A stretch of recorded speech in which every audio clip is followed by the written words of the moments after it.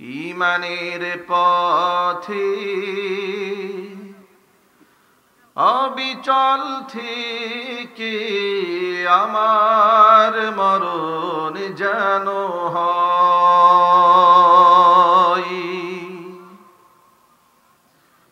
ঈমানের পথে অবিচল থেকে আমার মরণ যেন হয়।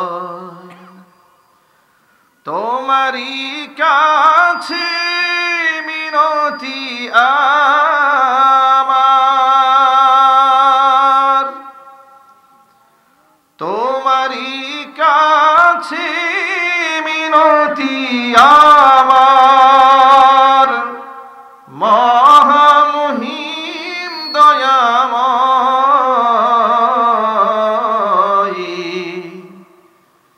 ঈমানের পথে অবিচল থেকে আমার মরণ যেন হয়।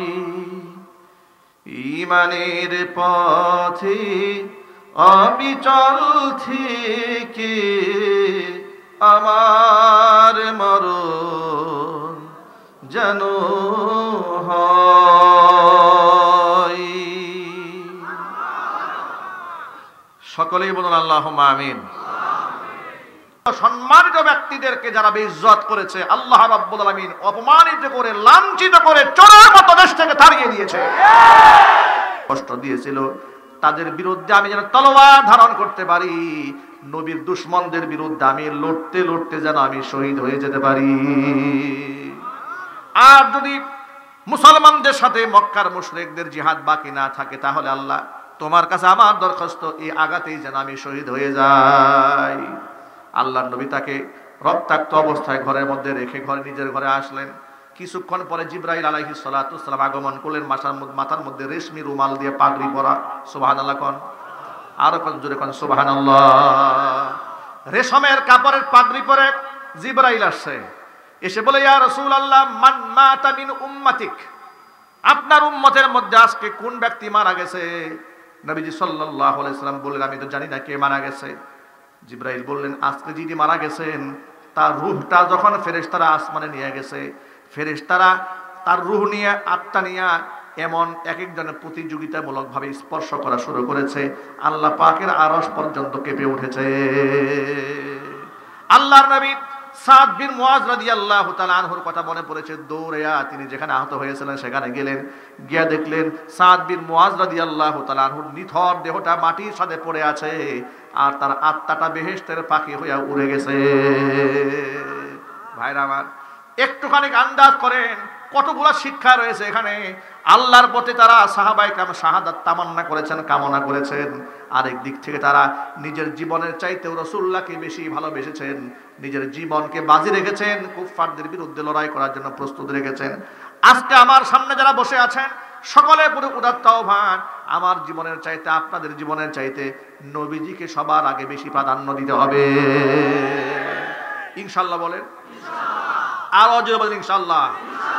কিন্তু বিগত জীবনে আমরা অনেকের ক্ষেত্রে দেখেছি, নেতার বিরুদ্ধে কথা বললে উনি গর্জে উঠেছে, নেত্রীর বিরুদ্ধে কথা বলে সংগ্রাম করেছে, ফেসবুক গরম করে ফেলেছে, লাঠিয়াল বাহিনী নিয়ে ঝাঁপিয়ে পড়েছে। কথা বলতে হবে, ঠিক কিনা?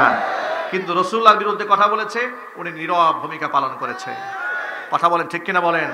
মনে রাখবেন, আপনি আমার বিরুদ্ধে কথা বলেন, চুপ থাকবো। আপনি আমার ব্যক্তিগত স্বার্থাঘাত করেন, আমি চুপ থাকবো। কিন্তু ধর্মের বিরুদ্ধে যদি আপনি ভূমিকা রাখেন, আল্লাহর কাসম আপনি কত বড় লিডার দেখার আমাদের সময় থাকবে না। আমরা রক্ত দিতে জানি, রক্ত আমরা নিতেও জানি। এদেশের ইয়াং এবং তরুণ প্রজন্মের লোকেরা জুলাই আগস্টের বিপ্লবে দেখিয়ে দিয়েছে, রক্ত বাজি রেখে, জীবন বাজি রেখে জালিমেরকে কিভাবে মোকাবেলা করতে হয়। যুবকেরা, যদি আরেকটা বিপ্লবের প্রয়োজন হয়, আল্লাহর নবীর সম্মানকে রক্ষা করার জন্য, কোরআন এবং সুন্নাহর মর্যাদাকে সমুন্নত করার জন্য যদি আরেকটা সংগ্রামের ডাক আসে, আপনারা প্রস্তুত আছেন তো? ইনশাআল্লাহ। আল্লাহ রাব্বুল আলামিন সকলকে কবুল করেন। জোরে কোন আমিন। কোনো ভয় আছে মনে? চিল্লায় কোনো ভয় আছে? যারা আল্লাহর পথে চলে আল্লাহর কথা বলে, আল্লাহকে ভালোবেসে সপেছে জীবন, তাদের কিসের ভয়, কে করে পরাজয়, শহীদি তামান্নাতে নাচে তার মন। ঠিক কিনা বলো? যারা আল্লাহর পথে চলে, আল্লাহর কথা বলে, আল্লাহকে ভালোবেসে সপেছে জীবন, তাদের কিসের ভয়, কে করে পরাজয়, শহীদি তামান্নাতে নাচে তার মন। হাসনা হেনার গানে ভুলে না হৃদয় তার, কালিমার মিশক মাখা হৃদয় রয়েছে যার। হাসনা হেনার গানে ভুলে না হৃদয় তার, কালিমার মিশক মাখা হৃদয় রয়েছে যার। সব পিছু টান ভুলি জিহাদের পথে চলে। ঠিক কিনা বলেন? সব পিছু টান ভুলি জিহাদের পথে চলে, সে তো তার ঈমান বলে। যারা আল্লাহর পথে চলে, আল্লাহর কথা বলে, আল্লাহকে ভালোবেসে সপেছে জীবন, তাদের কিসের ভয়, কে করে পরাজয়, শহীদি তামান্নাতে নাচে তার মন। যারা আল্লাহর পথে চলে, আল্লাহর কথা বলে, শহীদি তামান্নাতে তাদের মন নেচে ওঠে, সুতরাং তাদের কোনো ভয় নাই। প্রিয় যুবকেরা, আসুন আমরা কোরআনমুখী হই, রাসূলমুখী হই, ইসলামমুখী হই। আমরা অন্তরে একটা তামান্না আজকে এখান থেকে দৃঢ় প্রত্যয়ের সাথে গ্রহণ করি যে আমরা প্রত্যেকের ঘরে ঘরে একজন করে কোরআনে কারীমের হাফেজ তৈরি করবো ইনশাআল্লাহ।